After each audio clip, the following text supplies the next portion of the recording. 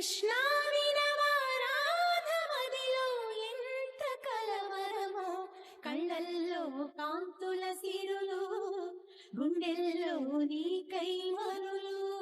దూర వెన్నెలలో జారు వేళలో కన్నెరాధ కదిలే, మధుర రాగమొకటాలకించి తన ప్రియుని కొరకు వెతికే.